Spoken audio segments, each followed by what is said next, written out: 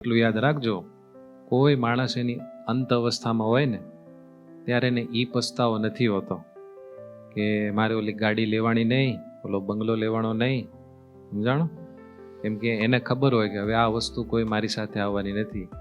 એને પસ્તાવો આ બધા હોય કે મારા જીવનમાં જે મારે કરવાનું હતું, મારા જીવનમાં જે પ્રાયોરિટી મારે જેને દેવાની હતી એને હું દઈ ન શક્યો, મારાથી જે થઈ શકે એવું હતું એ હું ન કરી શક્યો, એ બહુ મારાથી ખોટું થયું. હવે શું થાય શું થાય?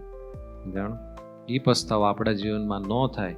આપણે જ્યારે મરણ પથારીએ હોઈએ ત્યારે એના માટે આ સાવધાની રાખવાની અને ભગવાનને પ્રથમ પ્રાયોરિટીમાં રાખીને પછી જીવનનું બધું કાર્ય કરવાનું.